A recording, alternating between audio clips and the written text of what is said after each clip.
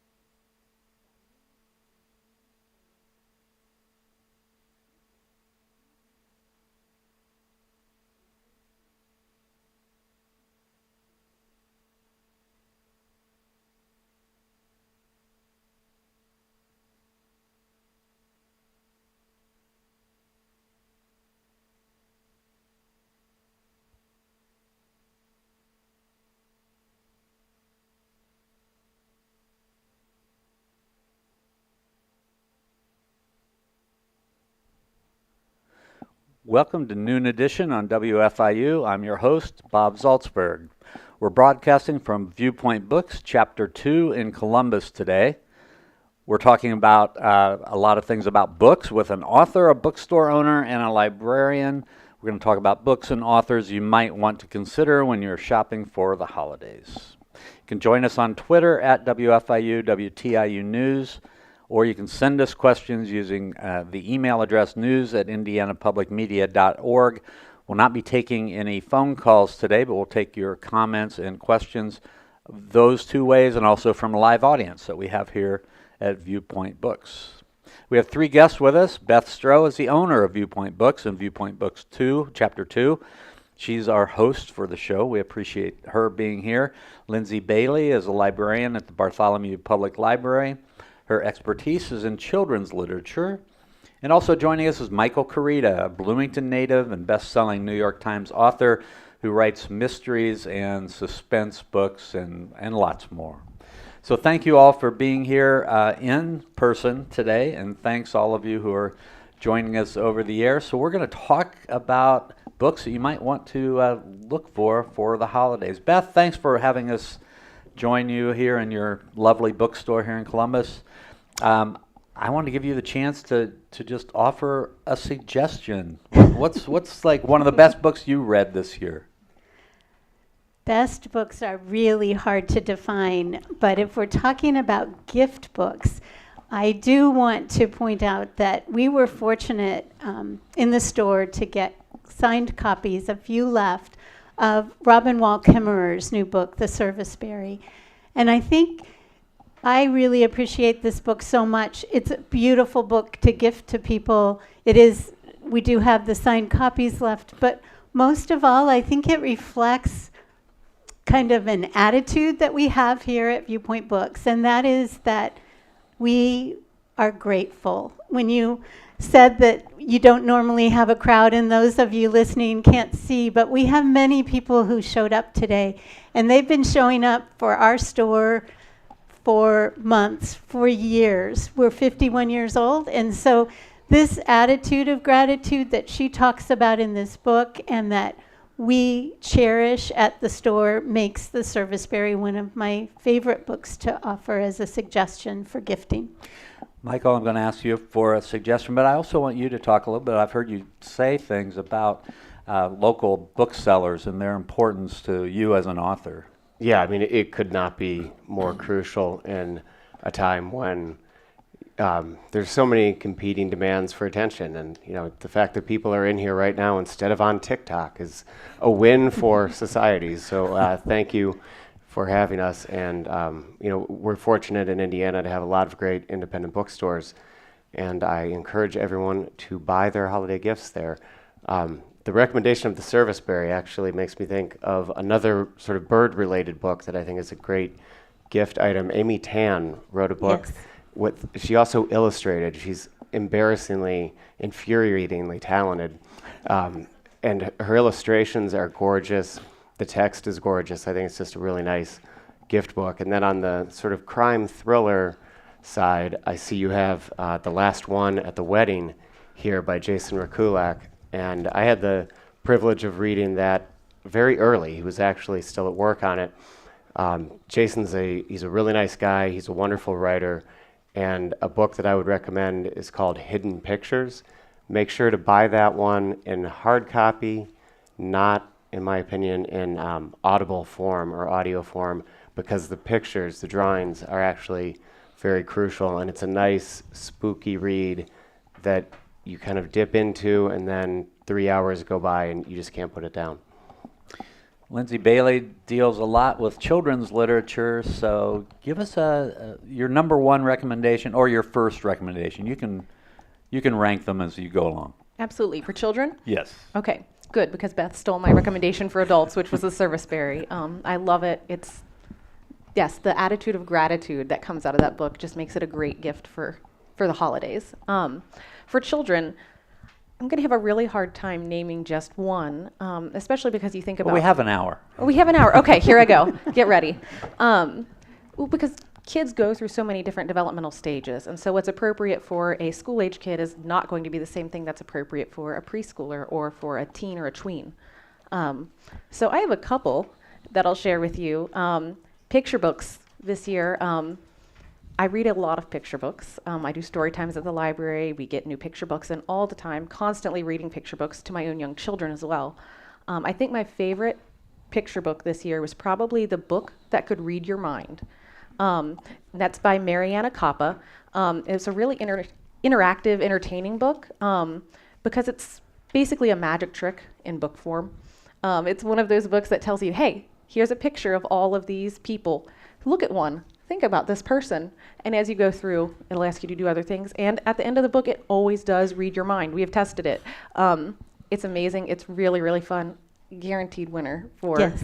Kids who are reading picture books, and even older kids who are still, interested in picture books. It's really, really fun. And magic. And it magic, works. yes.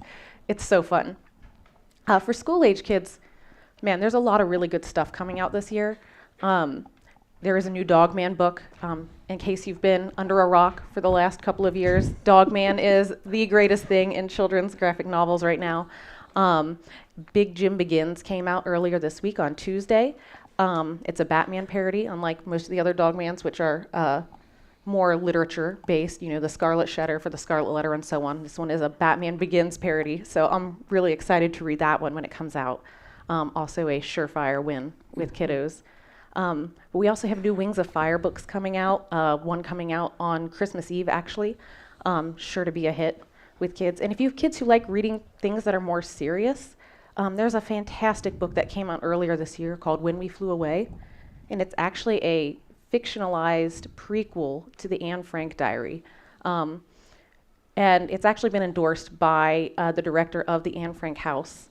It's by Alice Hoffman. It's supposed to be just wonderful. I haven't managed to read it yet because our copy at the library has been checked out constantly, actually all 3 copies.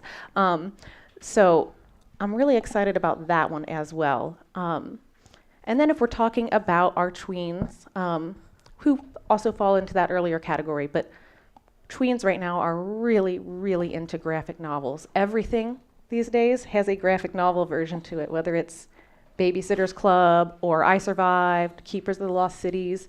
All of these really popular series have now started releasing their books in graphic form. And some of the ones that I think have been really popular, sure to be hits with tweens in this holiday. We've got Berrybrook Middle School books. Anything by Raina Telgemeier is still huge. She's written books Smile and Guts, huge with our tweens right now. And of course, The Last Kids on Earth. Sounds very exciting, maybe a little scary, but the kids love it. So, All right, thanks. I want to remind our listeners out there that we are having a live show today from Viewpoint Books, Chapter 2 in Columbus, so you can't call us. But you might want to have a pen and paper next to you or your computer because we're going through a lot of authors and books that you might want to consider for your holiday shopping list. We have a question from the audience. We have a couple already. One is, who are the most popular local authors? Now, local could be defined in a couple different ways because we're here in Columbus. Michael is a local and also a national and international author from Bloomington. But who are the most popular local authors? Beth, I'm going to start with you. In Columbus, we are fortunate to have many very talented authors. Brandon Andrus was here last night for an event, and he has a new nonfiction title out, Deep Calls to Deep, which is a series of reflections that you can use as a guide to better understand yourself and look at ways that you can relate better to others. He has been popular also for his fiction titles. So Brandon would top the list in terms of the local author whose work we've sold most often. Close behind him is Paul Hoffman, and Paul wrote Wicked Columbus, Indiana. He's written a couple of other books too, but that one, especially during spooky season, as we've looked at this building and our other building in terms of spirits that might reside there. His book isn't about that, but it's related to the people in Columbus that you might not hear positive tales about, but It's rather, really good. Yes. Sorry to interrupt, but I did an event with him earlier this year, and it was the first time I'd met him, and he gave me a copy of the book, and it's really, really good. I would recommend that. Yeah. So if you want to know the kind of not so great backstory of our community, that's a really wonderful source. We also have two authors who wrote or actually three authors who wrote fantasies this year that are from Columbus, and their books have sold very well. So Abigail Breyer wrote The Rush of Ravens, and it's an 8-book series. She already has all of the other books outlined, but that's the first one, and she had an event that we helped with and sold many of her books. Just recently, we had E.A. Hendricks, Emily, who came in with her second book in a series, and those are science fiction fantasies. And a former Columbus resident, a young man who grew up here, Brian Sweeney, B.P. Sweeney, came for an opening, and there were as many people stacked into this room then for his book earlier this year too. So all of those have done real well, and we are really proud of supporting our local authors. Michael, how about people that you know? And Michael lives half the time in Bloomington, half the time in Maine, right? Yeah, in Roughly? Maine, there's this upstart, this guy named Stephen King, and I think you're going to hear big things from him. Thinking about Indiana, this gives me an opportunity to plug for the Bloomington Book Festival, which we just launched this year, and it was great. I want to thank everyone who came out for it, but we're really excited to have Ross Gay involved, a wonderful writer, essayist, poet, just a wonderful person. And next year will be October 24th, 25th. We have John Green coming down from Indianapolis. John is just an incredibly gifted writer. He's probably best known for his YA novels that have sold, millions of copies. The Fault in Their Stars, Looking for Alaska, Paper Towns, but also just a brilliant guy. And he has a collection of essays for adults, for anyone, that I would recommend. And I think it's important to remember writers who are no longer with us, too. So I think of James Alexander Thom. You edited him for years, wrote wonderful guest columns for the newspaper. But back in his day, when he would drop one of those 800-page historical epics, those were publishing events, and he was both a really kind, wonderful person and an incredible writer. So I would urge people kind of to go back and find him. And this year, while researching the book that I'm working on under the Scott Carson name, I ended up doing a lot of research about Kurt Vonnegut. And I didn't even realize he had a brother. His brother was a big deal scientist at GE, and worked with cloud seeding and weather alteration. And there's a book called The Brothers Vonnegut by Ginger Strand that I just found completely fascinating. So if you're a Hoosier and into nonfiction, I recommend that one. All right, Lindsey, local authors and also John Green. Yeah, absolutely. Well, what more is there to say about John Green? I think we all know about John Green. Local authors, obviously at the library, we, aren't having as many big events and things like that, big author fair type deals. But we do have a couple books in our children's department that are by local authors that I've seen circulating fairly well. One, Kimberly Hoffman, actually, related to Paul, obviously, has written a couple of children's books. And the one that I think circulates the best in our collection is about Cleo and Roger, who are two squirrels who are named after Cleo Rogers, whom our library is named after. And they explore the architecture of Columbus. And that one is a continued hit in our collection. I also, Lucky Diaz comes to mind, who we had a joint event with Viewpoint several years back. I'm not sure if Lucky still lives in Columbus. I don't believe that he does. He doesn't live here anymore, but he has ties to Columbus that are strong. So Yes, and he has written a couple of children's books. One is Paletero Man, about a popsicle ice cream treat seller. It's wonderful for summer reads. And the one, I La can't remember the- Guitarrista. La Guitarrista. Yes, it's about a little girl with a guitar. That's just fabulous. And finally, one that's kind of a newer local author is Deepti Vijay Kumar. Recently wrote a book about Diwali and celebrating that here in our community called Fall Brings the Festival of Lights. And we did do an event last month with her at the library that was very well attended and taught lots of kids about Diwali, and it was really, really fun. It's wonderful. Her son is actually the inspiration for the main character, and he was there, and it was a great event. So absolutely wonderful read for anyone interested in that. Columbus was mentioned in a major bestseller this year. The book is a sequel. It is also titled The Sequel, and I believe the writer's name is Jean Hanf Korlitz. And her first book in this series was called The Plot, and I loved it. It's a great kind of satire of the publishing industry, but it's also a great mystery. And the sequel follows those events. And at one point, there's a murderer who's thinking about a town where she could go and just disappear. And she thinks about, what is that little town in Indiana that's famous for its beautiful architecture? And so I loved that reference to Columbus. So I want to plug that book as well. I have a story about that because she was making a tour of just a long car trip with her husband, who is also an author and writes about pop music and history of music. And they were traveling through Indiana, and she asked someone where she should stop, and so she came to Columbus, and she walked into the bookstore and said, "Do you have any copies of my book? I'd be happy to sign them for you." And we did have, this was when The Plot came out, we did have that. So I have a feeling You might be the source material. we That's might amazing. be the source material for that, because she mentioned, I didn't know there was this place with all this architecture, and we just walked over to the library and saw that arch sculpture, and so my that's guess so is, funny. Yeah, and I also want to point out my comments about John Green. John Green's next book is nonfiction. He's written the series of essays that you mentioned. His next book will be about polio, right? Tuberculosis. Thank you for that correction.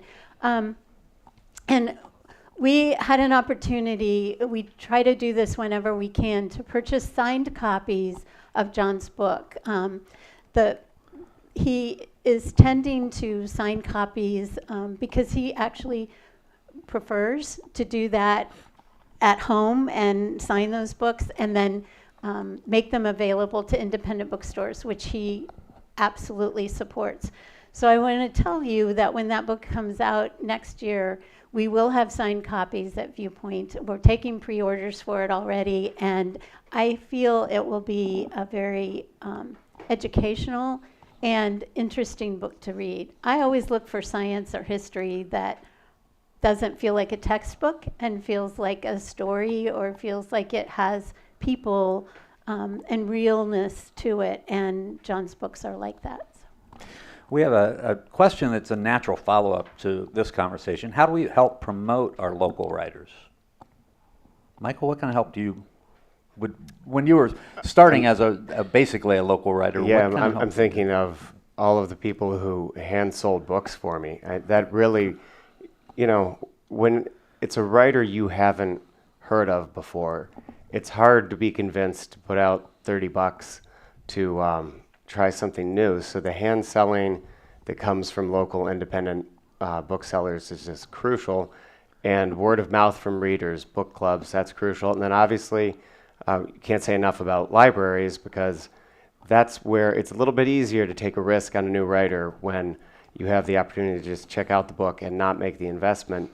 And if you can hook a reader in the library, they might come into the bookstore and buy the work that comes down the line. And so I think it's that chain of booksellers, librarians, and just word of mouth. It's doing what we're doing right now, but on a regular basis with friends, just always talking about the thing you read that made you excited. And that makes, I'm going to go on a little bit of a detour here to children's books.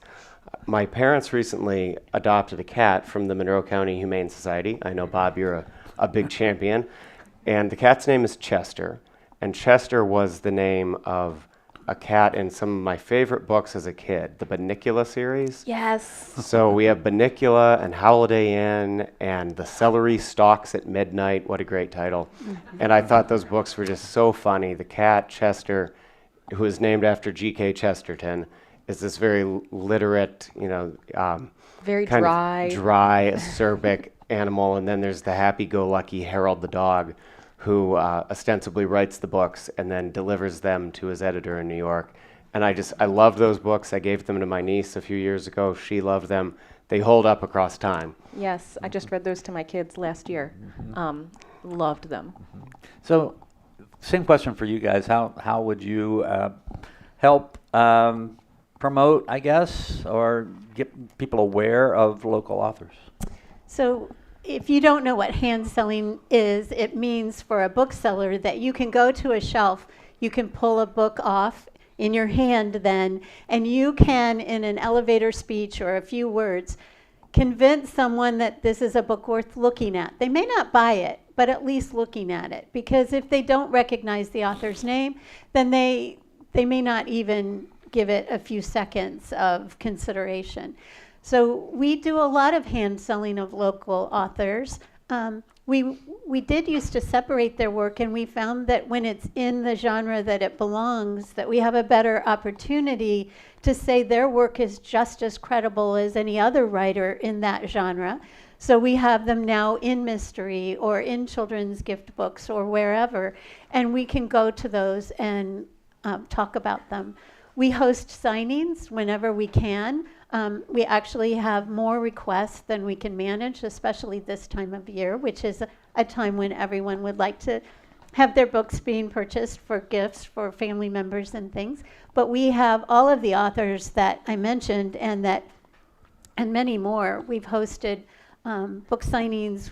We do a Cider Sunday in our community between Thanksgiving and Christmas, where we're open for a few hours. We often host authors at that because it's kind of a quieter shopping experience where they can talk to customers as they come in and tell the story behind their books. I think that's one of the things that makes books really relevant, really important, and more desirable to people is what motivated you to write a book? What was behind this?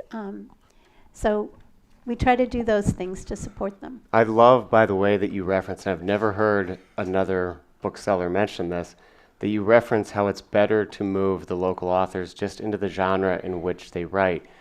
I do think that it enhances the credibility, and it says, okay, you're worthy of a national following.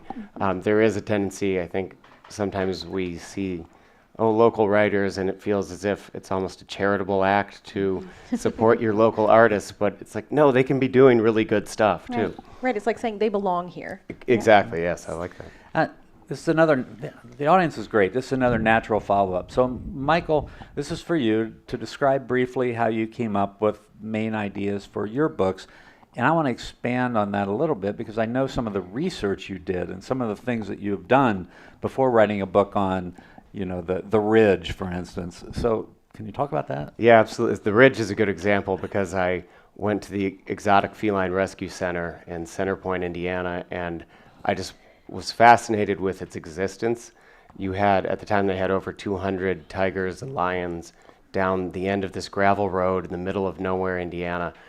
And I thought that's a great setting for a novel, but I ended up getting absolutely immersed in the weeds of research. I think it's the journalist in me that I can never, completely eradicate. I like to do the boots on the ground kind of field work, and so I went on these big cat rescues to Texas and Pennsylvania and West Virginia, and ended up, I've darted a lion and a tiger, and I've tangled a little bit with one temperamental lynx.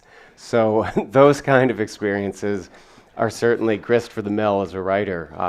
The last book I wrote, Lost Man's Lane, was set entirely in Bloomington in 1999. And the research process for that, obviously I know the town, but I just immersed in old newspapers. I spent so much time using the New York Times and the Herald Times archives and kind of looking at what was happening locally in that moment in that day and what was happening nationally. And the way that gave the book texture, I think it becomes more real to me. And I think if it's more real to me, that probably works for the reader as well. That's one of the books that I would be able to talk about, but since we have Michael, he needs to talk about it. Marshall Miller, was he like were you the model for Marshall Miller? No, although I've got to admit probably some of the sense of humor overlaps a little bit. When you're writing, you're always trying to create this fictional world, and when you base a character on someone you know, the fiction collapses. So I've always tried to avoid that, but it was really nice to go back in a time capsule kind of way to Bloomington in '99, and even looking at the way the map has changed. I mean, there are obvious things like restaurants I loved that came and went, but to see how much the town has changed was a lot of fun. So Marshall is not, I don't think of him as an alter ego, but there definitely is I share his sense of humor and probably his taste for bad rap music in '99, yes. And I should say before we move on to some other questions, so a lot of the folks in the audience know you as Michael Koryta. I'm not sure how many of them know you as Scott Carson, which is the author of the book we were just talking about. So I'm sure you've been asked this 100 times more. Why the two different writing names? Yeah, so I write some, I guess you would call them traditional crime thrillers, and then some that have a supernatural element more in the sort of Stephen King camp. And I thought it might make sense to provide the booksellers and the readers with clear branding of which book is which type. And I also had always had this fantasy of having a name in a word-of-mouth business that people can actually pronounce. So Carson was really refreshing after years of Koryta. All right. Lindsey, here's a question for you. Why do we distinguish between young adult and other fiction? That's a fantastic question. And that's somewhat complex, too. A little bit of a loaded question. Honestly, it has to do with subject matter, but also length and just general appeal of the content. There's some books that, while written on, a very, you would think like a grown-up level, the content is going to appeal more to younger adults, and vice versa. Things that you would think would appeal to teens or tweens or things like that are written, but they contain subject matter that is not appropriate for younger children. So a lot of it, mostly is subject matter, I would say. I think so. I think it's really hard these days because we even have, for instance, books that came out as young adult novels and now they're considered adult novels. And it tends, and they're being printed and published and categorized as that when they come to us, where 2 years ago, 5 years ago when they first came out, they would have been young adult. I think there's a consciousness about how much do we expect a teen reader to grow up in a book with more adult content. Yes. And the other thing that we're sensitive to as booksellers is, can we go when, I'm a grandmother, when a grandmother comes to the store and says, I really want to get a book for my granddaughter, and she's 17, and we take her to the young adult section, are we going to embarrass that grandmother by giving her suggestions that might be content that isn't what she really wants her 17-year-old granddaughter to be reading? And that is a really hard line for us to draw. We have books that run, if you're talking about spice, which is how we... Spice, yes. Yeah, how we talk about sex in books and romance and all of that kind of stuff. We have books all across the spectrum. And we have readers who want no spice in their novels, and we have readers who will tell us as spicy as you All have. the spice. Yes, all the spice. And when you're talking about a young adult and making recommendations or encouraging them to read, that's one of those areas where we don't feel we should be making that decision, but we should be informed about it so that we can make good recommendations to people who are buying for those teens. Absolutely. Yeah. So- Yeah, it really reflects changing values in societies and communities, and what might be considered appropriate in one community might be considered very, very inappropriate in another community. And those lines are shifting a lot over time, and yeah, it really. I think, Lindsey, from the library and also from us as a bookstore, although we're less susceptible to it, there's a lot of criticism of some of the books that we have Yes. available, that we make Absolutely. available. And we are absolutely opposed to banning books and not making those books available to people who want them. And I think that's where we're tested most often, is in the young adult genre. Yes, 100%. So which books should we have according to me, you, somebody else who walks in the door, and which shouldn't we have, which is where we have to really consider what recommendations we're making. Yes, and so I think that's, that label of young adult is helpful in that regard. Okay. So people know what they're getting into, Mhm. Okay. or could be getting into, I should say. Yeah. You're listening to Noon Edition today. We are live from Viewpoint Books, Chapter 2 in Columbus, so you can't call us, but you can send us your questions to news@indianapublicmedia.org or at WFIU, WTIU News on X. We're talking about books and books for the holidays and all sorts of issues involving books. And here's a good general question. I'm going to turn to Michael first. I'm going to add a little bit to this question. How do we define the purpose of books in a multimedia age? And I also want to get your reaction. 2 of your books have been made into motion pictures. And I want to get your reaction to those experiences. Yeah, they've been great, and it's so funny because they tend to disappoint the readers inevitably. They say, they ruined your book. And I said, no, the book is still the book. Stephen King told me that, actually. That was his bit of wisdom when Those Who Wish Me Dead came out. He said, remember, it doesn't change the book. It might be a good movie, it might be a bad movie, but it does not change the book. And, I love film, I love TV. I consume media and a lot of different contents. I think what is special about a book is that it is the most active form of audience participation, because you are going into this world, and it involves different regions of your brain. It's not as passive as having the camera feed you the images and the soundtrack help feed you emotions.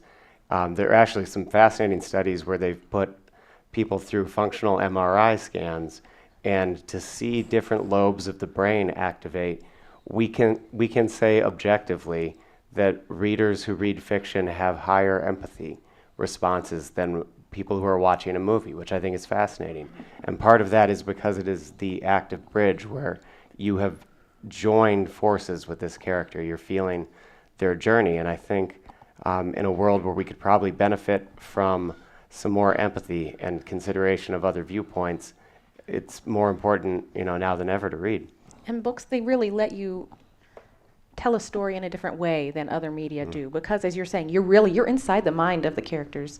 You get their internal dialogue, their feelings, their thoughts that, yes, you can get on a screen in some ways, but they're very explicit in a book. And I think that's part of what builds that empathy, that connection. It's a different way of telling a story. And we believe that every person should feel that they are represented in a book, that children in picture books should see pictures of people like themselves, and that they should see families who live like theirs do, and they should see communities that are similar to their own, so that they know that they're not alone. As we get older, that representation, if I read a book and it doesn't have any pictures and it describes the characters, that person can be like me. They may not be in the author's mind when they wrote the book, but I can find ways to relate to any character in a book, or to ask myself questions. Why have I never thought of that? Why haven't I taken those same routes in my life, or if I haven't and it was a conscious choice on my part, I can live through their experience. So books are both mirrors. They should reflect back to us, and we should be able to see ourselves in them, but they should also be windows. They should let us see things that are not part of our experience and help us with the empathy, the development of an understanding of others in this very same way. So. Beth, I'm going to throw you this one. What makes for a good coffee table book? And in your opinion, are these a good gift? Well, I have way too many books of all kinds, including coffee table books. The number one coffee table book I would recommend to people this year is American Modern. And it's different from most coffee table books. It's all about Columbus. It's all about architecture, but it's about so much more. It's made in a very unique way. It's not a hardcover, but it's priced like one. I will be honest about that. But a good coffee table book gives you a chance to visually get inside the book, but also I think to learn something about those pictures that you're seeing, to be able to know a place or a person or an event better than you could any other way. So it offers those illustrative examples at the same time that it offers content that informs you. We have a nonfiction book group in the store that I started because I needed hopeful nonfiction and I needed to talk about it with other people. The world is not a very friendly place sometimes, and there's a lot of nonfiction that's very partisan or, just doom and gloom. Yes, it is. You can get really depressed by reading a lot of it, or animated or angry or whatever. And so we started this book group, and it's nonfiction, and it's kind of like the same thing that I think a picture or a coffee table book. It brings the hopeful, the beautiful, the informative, the learning side of the world to your table. All right, I have a couple more questions, one for Michael and one for Lindsey, and then we're going to do sort of a lightning round of book ideas for the holidays. So, Michael, has technology helped or hindered your creativity? Oh, I'd say it's mostly helped. I mean, my opportunity to go back through the New York Times archive, at my desk, for example, is an easy example of a benefit. All the documents that have been scanned digitally and the ability libraries have incredible resources now that you can access without even needing to be in the building, which is such a great gift. But it's also a bit of a threat, without question. I mean, we have, I was just traveling, so it's, I think of a plane landing, and then as soon as the plane touches down, I look back, and every face is looking at a phone. We're perpetually scrolling and distracted, and the phone is a great thing, but it's also the great distraction device of all time. So trying to, get a book into the reader's hands and the phone out of it is probably a challenge, but in terms of my process, technology has been more beneficial. Okay. Lindsey, what are some books that started young adult and moved to adult? That is a good question. Sarah J. Maas. I say Sarah J. Maas's books, and I'm blanking on her name. Rebecca Yarros, The Fourth Wing. That whole series is definitely straddling the line of young adult to adult, just based on content and age of the characters. Even some classic books. Some of the classics. The Giver. Some people think isn't appropriate for. I might have read it in upper elementary school, and now it's middle school or high school. So there's that kind of shift. Yeah, you've got a lot of other books that straddle those lines too, like Harry Potter, for instance, right? It's those big long series where you have a character who starts off, an 11-year-old, right? By the last book, 17, much darker themes. We've got those books both in the children's department and upstairs in teen because they Just definitely had it. cross those lines. And a lot of series take that arc, Yeah. like the ones we just mentioned, because you start with a young adult. And, I think that's the core element of a young adult novel is there's some sort of journey of self-discovery and growth of a young adult. But typically by the end of those series, they are adults and making adult decisions and doing adult things. And yeah.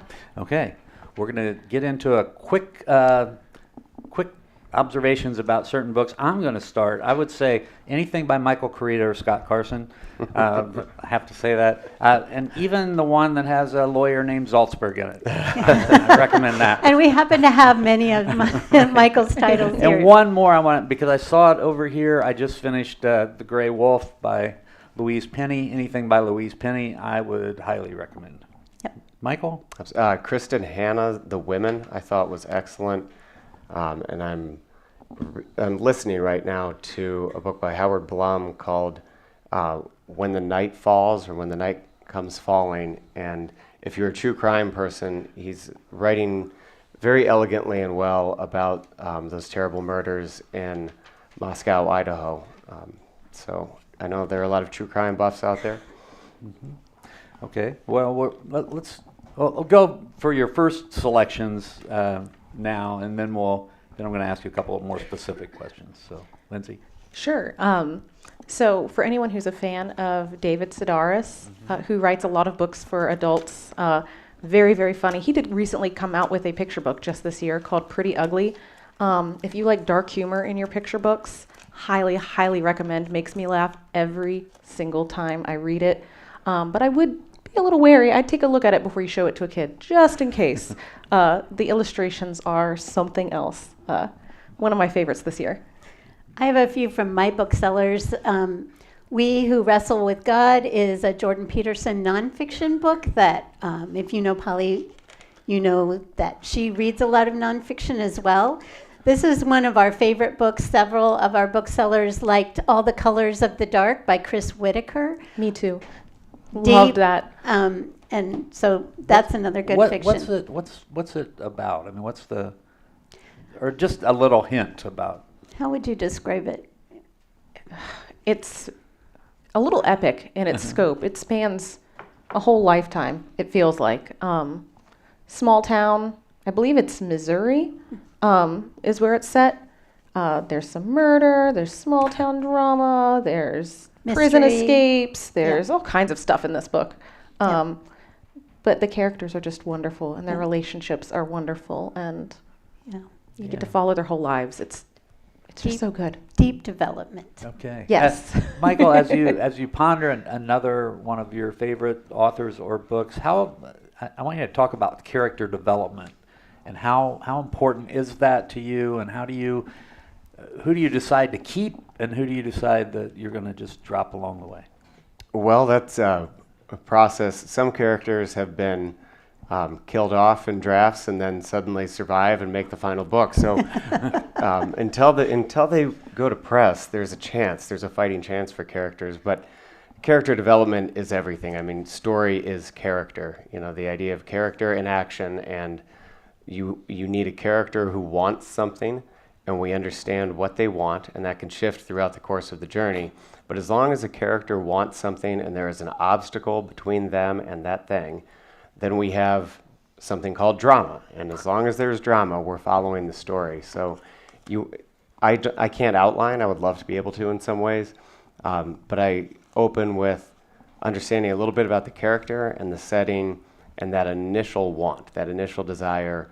And then from there, it's kind of moving into the darkness with the character. And I've always found it much more fun to write without any idea of how the book will end, because it helps put me in the character's shoes. There's that great line from To Kill a Mockingbird when Atticus tells Scout, you need to get in another person's skin and walk around in it.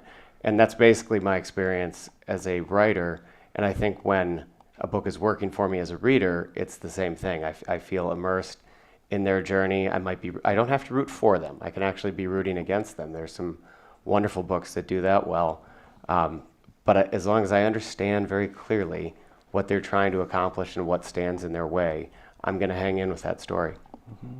So when you think about people that you read on the mystery side or the suspense side, who do you think does a great job of developing their characters? Oh boy, there's so many. I mean, Dennis Lehane comes to mind, Michael Connelly, Stephen King, obviously, in those genres. James Lee Burke are all icons for a reason. I think Megan Abbott is someone who people are aware of her now, but the more people read her, they're going to end up being immediately impressed. I think in terms of quick, deft character development, nobody ever did it better than Larry McMurtry. I reread Lonesome Dove this year, and it is this big, sprawling epic with so many characters and so many points of view. And he could establish, he'd come into a scene, I would say he came into a scene late usually, and so quickly you understood the dynamics through dialogue and choices, and that's how you hold a reader for whatever that book was, 800 pages, 900 pages. Mm-hmm. All right. Lindsey, Beth, same kind of question, just people that you really like to read and that whole idea of character development. You were talking about it before. In children's books, anything by Ryan T. Higgins is a favorite of mine. We have lots of his books, Bruce books, Penelope, the dinosaur books. And I think it's because even for a young child, the characters become real enough that kids can relate to them, enjoy them. I also want to point out, Lauren Castillo, who writes for children, the book Our Friend Hedgehog, The Story of Us, introduces animal characters with one human. And you'll never look at a hedgehog again without thinking about the hedgehog in this story and losing its little toy stuffed animal and all these other owls and other characters coming together to help him find it. It makes those sentiments of humans real in animals. So. Okay. Yeah, absolutely. You have to connect to those characters. You have to feel those characters, and that's what keeps you coming back again and again to the books that you love, the books that you enjoy. Mm-hmm. Okay. Absolutely. Want to switch to nonfiction for the last couple of minutes. Something in the nonfiction genre. I don't read much nonfiction. This year I did read The Real Hoosiers about Oscar Robertson and Crispus Attucks, which I thought told a really interesting story about our state and our capital city that I wasn't as aware of as I probably should have been. So. Yeah. I had the pleasure of hearing Doris Kearns Goodwin talk about her most recent book, which is An Unfinished Love Story. It is a personal story. She's written about presidents and biographies of them mostly. It talks about the 60s. And I was alive then, but not aware of news at that point. And so I learned a lot about that time frame, but I also learned a lot about a woman who was in a professional career, a woman who married an older man, just a lot of things about her and that time frame that I wasn't aware of. And that's what I look for in nonfiction, is something that informs me and interests me. Okay. Lindsey? I love reading nonfiction. It's my favorite, and I really, really love a good celebrity memoir. There have been a few this year, too. There have. I'm really excited about the Cher one that just came out. Yeah. And I'm currently reading Lisa Marie Presley's memoir that she wrote with, her daughter Riley Keough finished it for her after she passed. And I'm actually looking up right now the name of it, because even though I'm reading it, I am totally blanking on the name. But it is so fun because you really get to dive into a person and a time period and understand what was going on, and I just love it. And yeah, don't wait on me. I am Michael. still looking up the name. Yeah. I read a lot of nonfiction. It's probably more than half of my reading. And top of mind, I think John McPhee is just a wonderful journalist, and he gets down in the weeds, and just everything he does is fascinating. You mentioned celebrity memoirs. Bob Odenkirk's, it's like comedy drama. is a really interesting look at he had such a bizarre career, starting as a writer for Saturday Night Live and then becoming the star of Better Call Saul, doing a lot of different things along the way. And I finally got around to reading The Right Stuff by Tom Wolfe, which I had seen the movie, I'd never read the book, and that one, his style is so unique. I would recommend that. There's also an oral history of Saturday Night Live that it's really quick, it's funny, but it shows the drama and tension and just crazy stress of that. And a film adaptation is coming out here shortly, so I'm excited to see that movie. Okay, we have about a minute to go, so last thoughts. Lindsay? Well, I want to throw out there, the name of that book is From Here to the Great Unknown. That's the Lisa Marie Presley memoir that I could not remember the name of. Okay. Beth? I just say, get someone a book and share it with them. All right. Well, Reading is good. Yeah, Yeah. good. All right. I think we're about out of time, so I want to begin to thank everybody here, because I definitely want to thank Beth Stroh, again, the owner of Viewpoint Books and Viewpoint Books Chapter 2. It's been a great place to have this conversation. Really appreciate you having us here. I want to thank Lindsey Bailey, the librarian a librarian at the Bartholomew County Public Library. Her expertise is children's literature, but obviously she has a lot of other interests in books. And of course, my old friend Michael Koryta, Bloomington native, best-selling New York Times author who writes mysteries and suspense under both his own name and his alter ego, Scott Carson. So, and then we have lots of people from WFIU and WTIU here who have helped us put this show together, and I appreciate all of them. I have to especially give a shout out to Mike Pashkash, our engineer here today, and Peyton Tattersfield, our producer, Benta Boutier, the Columbus native who has been here with us and helping us, and a lot of other folks. So you've been listening to Noon Edition. I'm Bob Zaltsberg. Thanks a lot for joining us today.